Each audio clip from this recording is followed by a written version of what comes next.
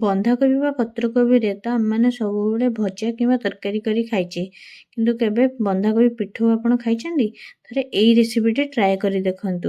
यार टेस्ट बहुत भल आसीबो आ खूब कम समय बनी जाए एवं आपण माने याको गरम भात कि पखाळ भात एवं स्नैक्स आइटम रे मध्ये याको ऐड कर परिबे। Welcome to Supriya Odia kitchen. देखो बंधाकोबी पिठो आमर दरकार बंधाकोबी पियाज कंचा लंका और अदा रसुण पेस्ट। देखो मुझे बंधाकोबी को ग्रेटर रे भल भाव में ग्रेट कर आपण पाखे जदि ग्रेटर न थाए ताहले आपण को काटी नेबे।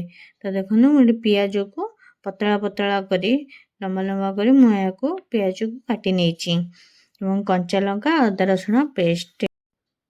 देखो पिठू बनवाई आमर ये बेसन 2 चामच एवं चाउल गुंड 2 चामच स्वाद अनुसार लुण एवं पकोड़ा पाउडर 2 चामच मुझे नहीं हाफ कप पानी मुझे ऐड करी सब को भल भाव में मुझे मिक्स करनी। तो देखो ये केते भल भाव में मिक्स हो सारा मिक्स कर सारा ग्रेट कर रखि बंधाकोबी बा काटी रखि बंधाकोबी को मुझे पकई पियाज एवं कंचा लंका एवं अदा रसुण पेस्ट को मुझे ऐड करी भल भाव में मिक्स कर देखो मुझे भल भाव में मिक्स कर सारा मुझे सुखिला लंका गुंड एवं हलदी ऐड करी को भल भाव में पुणी थे मिक्स कर।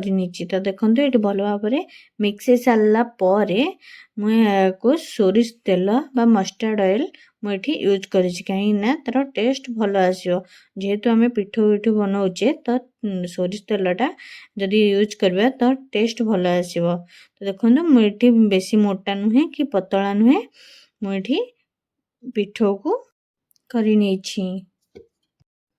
देखो ये आमर पिठोटी गोटे साइड हो आसला तो मन रखी था गोटे साइड हो सारापर जाई आपण यहाँ उल्टेबे नहले पिठोटी आमर भांगी जीवो।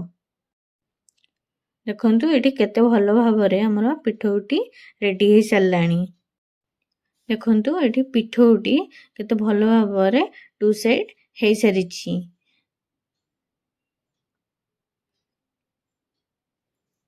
देखो मुझे तीनोटी कर 2 थर मुझे पिठो को कर पुणी थे मुझे तावे बेसी पतला नुहे कि मोटा नुहे मुझे पिठो को भल भाव में करनी।